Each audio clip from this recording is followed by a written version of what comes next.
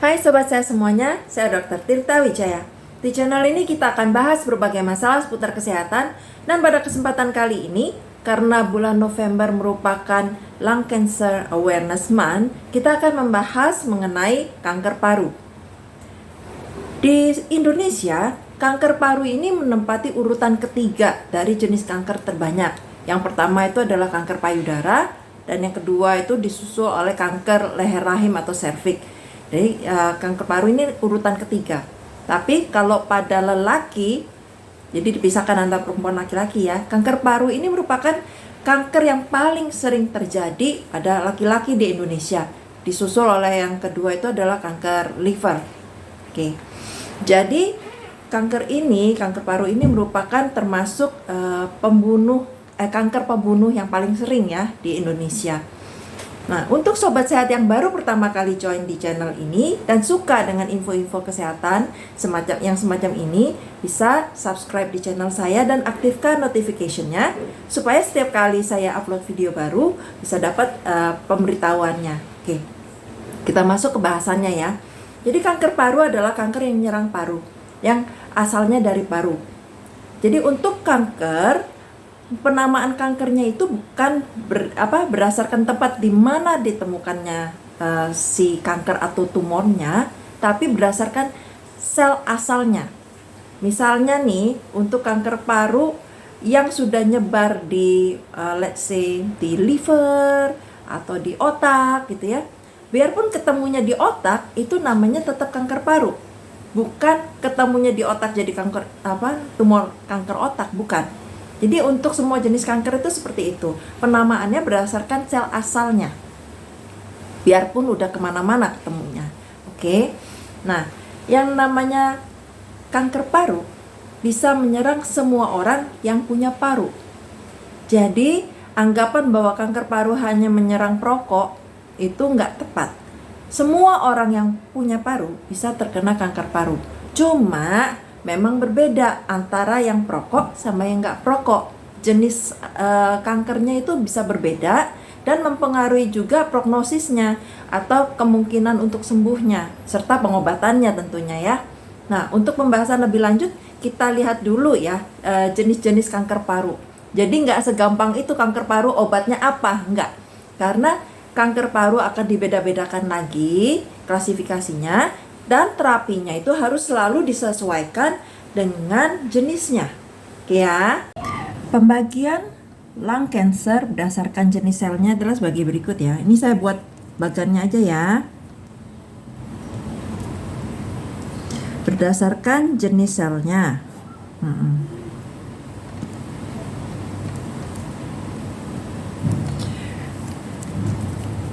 Kita buat jadi 2. Kalau yang jarang itu adalah yang small cell carcinoma ya, lung cancer.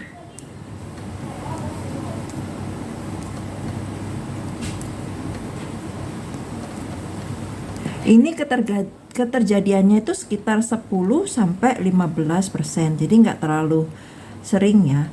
Kalau yang lebih sering itu adalah yang non small cell.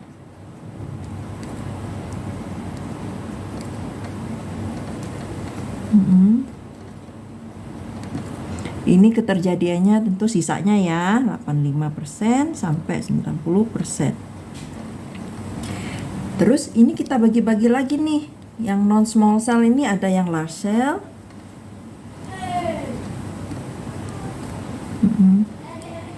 Terus ada yang squamous cell.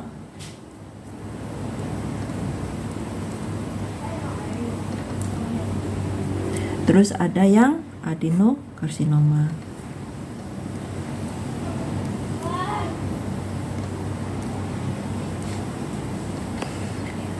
Yang large cell ini termasuk jarang ya, itu keterjadiannya sekitar 5 sampai 10%. Terus kalau yang squamous cell itu sekitar 20 sampai 25 lah ya. Terus yang adenokarsinoma ini yang sering terjadi. Itu sekitar separuh lah ya, sampai 60%. Ini berdasarkan hasil laporan yang keterjadiannya. Nah, Terus ini bisa kita bagi-bagi lagi nih. Ini ada yang keratin, berkeratin.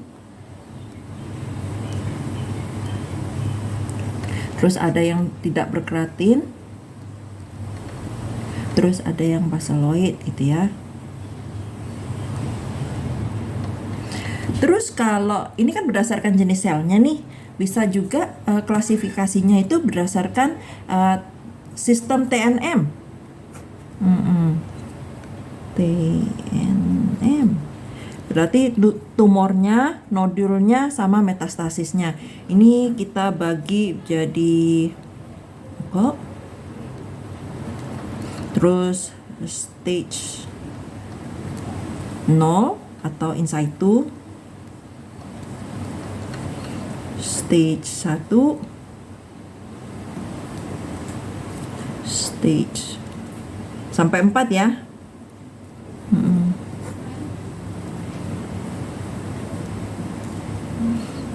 Oke.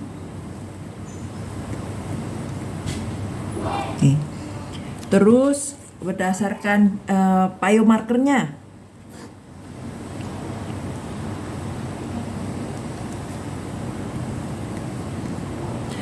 Atau molekulnya ya. Nah, kalau ini macam-macam nih, banyak banget pemeriksaannya dan jenisnya macam-macam. Kalau yang sering itu yang mutasi EGFR ya kita bilangnya ya, epidermal growth factor receptor EGFR. Terus ada juga yang apa ya? OALK, ada yang ROS1, ada yang HER2, ada yang banyak sih ini sebenarnya macam-macam. Oh ini ada yang PD-L1 atau PD-L1. Oke ya, ini penelitian terus dilakukan dan ini contoh aja, masih banyak sebenarnya biomarker lain yang bisa diperiksa dan fungsinya untuk menentukan terapi apa yang cocok untuk si kanker parunya. Nah, tadi kan saya bilang untuk kanker paru pada perokok dan bukan perokok itu beda gitu ya. Kalau pada perokok itu keseringan tuh yang ini, smoker ini, yang squamous cell.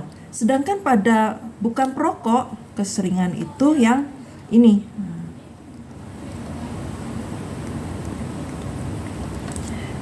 Dan karakteristiknya juga beda. Biasanya kalau pada yang bukan perokok, mereka itu keluhannya nggak langsung ke paru, nggak seperti perokok, misalnya sesek, batuk berdarah, enggak.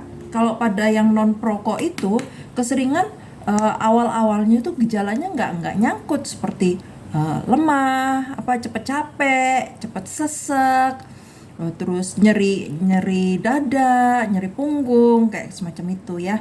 Tapi kalau sudah berkembang sama sih keluhannya seperti yang lain. Jadi batuk berdarah, dahaknya berdarah, batuknya nggak sembuh-sembuh, terus mengi gitu ya, wheezing, terus ada demam, terus yang sering itu juga sering penurunan berat badan. Jadi nafsu makannya hilang, turun berat badan, terus juga serak kayak gitu ya. Nah, itu yang sering. Nah, terus kalau sedangkan di sini apa yang dimaksud dengan stage occult stage 0, 1, 2, 3, 4. Oke. Kalau occult ini berarti ditemukan sel kanker tapi nggak ketemu di parunya. Jadi ketemunya mungkin di darah atau di cairan, nggak ketemu lesinya di paru ya. Terus kalau stage 0 itu berarti ketemu sel kankernya tapi selnya masih nggak kemana-mana, kita sebutnya in situ, ada di situ aja, belum masuk ke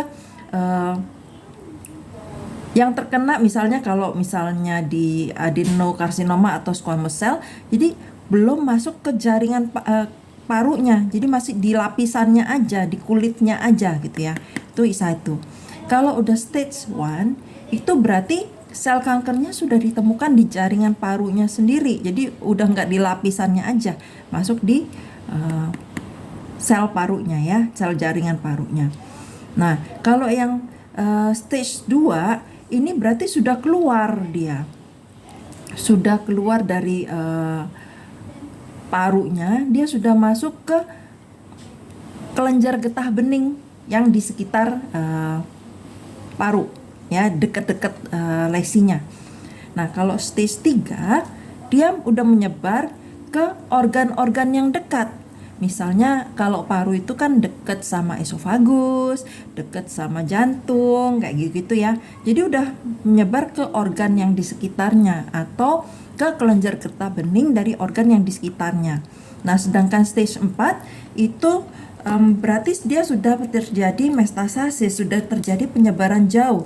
Stage 4 itu ada stage 4A sama stage 4B. Kalau stage 4A itu, 4A-nya gini aja deh. 4A itu berarti menyebarnya tapi cuma satu tumor gitu ya. Satu jendolan, satu lesi. Kalau yang B itu sudah 2 atau lebih. Jadi penyebarannya selain jauh, dia udah banyak gitu ya. Oke. Lalu apa penyebab kanker paru? Kalau pada perokok udah pasti ya penyebabnya yaitu asap rokok, baik yang terpapar secara aktif maupun pasif. Jadi yang aktif itu mereka yang merokok, sedangkan yang pasif itu mereka yang nggak merokok tapi ikut terhirup asap rokok. Terus udah gitu kalau pada yang non smoker itu penyebabnya lebih nggak jelas sih ya. Bisa karena yang lebih sering itu karena polusi udara gitu ya, yang tentu yang bukan rokok ya, polusi udara. Terus bisa juga memang karena kelainan genetik, dan itu kita nggak tahu juga kenapa gitu ya. Nah, sedangkan untuk penanganannya tergantung dari stage berapa kanker parunya, udah gitu tergantung juga dari biomarkernya. Misalnya nih ya, kalau untuk berdasarkan stage-nya, kalau yang occult itu kita tahu dia ada sel kanker tapi nggak ada lesinya di paru, itu belum bisa dilakukan apa-apa karena ya mau diapain gitu loh, belum mau dioperasi, nggak ada targetnya mau dioperasi, mau diradiasi juga apa yang mau ditembak gitu kan. Nah, biasanya sih kalau untuk yang occult tidak, yang dilakukan adalah monitoring, harus dilakukan scan lebih rutin untuk semacam screening gitu ya. Jadi begitu dia timbul lesi kita tahu mesti diapain gitu. Biasanya berupa CT scan kita lakukan ya. Nah, terus kalau udah stage 0 itu kan belum kemana-mana, masih in situ. Nah, bisa dilakukan operasi. Jadi dibersihkan itu, diangkat semua area paru yang terkena, dan biasanya diambil juga jaringan yang sehat di sekitarnya supaya harapannya nggak nyisa gitu ya. Misalnya jendolannya di sini, kita ambil lebih itu pinggir-pinggirannya supaya kena juga. Itu kalau yang untuk stage 0. Tapi kadang juga kita tambahkan dengan setelah dioperasi itu dikasih kemo juga atau radiasi supaya tujuannya untuk membunuh sel-sel kanker yang nggak kelihatan. Namanya sel itu kan kecil banget ya, harus dilihatnya pakai mikroskop. Nah, waktu operasi kan nggak kelihatan sel-sel itu kan. Nah, kadang kita tambahkan dengan kemo atau radiasi untuk mematikan sel-sel yang in case nggak keangkat gitu ya, yang molos kecil-kecil. Tapi bisa juga tanpa tambahan sih, cukup dengan operasi aja bisa gitu ya. Nah, kalau sudah stage 1 biasanya yang diangkat itu harus ditambahkan dengan radiasi atau kemo, atau bisa juga dua-duanya. Nah, sedangkan kalau udah nyebar, tergantung penyebarannya, apakah bisa dioperasi atau enggak. Biasanya kalau sudah nyebar kemana-mana, udah sebadan gitulah istilahnya, udah ke liver, udah ke tulang belakang, udah ke otak, itu mau dioperasi pun udah bingung, udah kebanyakan dioperasinya. Mau diradiasi pun nanti dosis radiasinya jadi berlebih-lebih gitu kan. Biasanya kalau untuk yang udah nyebar-nyebar, terapi utamanya adalah terapi yang bersifat sistemik atau yang ke sebadan gitu ya, biasanya ya berupa obat ya. Nah, kalaupun diperlukan operasi, biasanya operasi pada kanker paru yang sudah nyebar itu sifatnya untuk meringankan gejala, meringankan keluhan.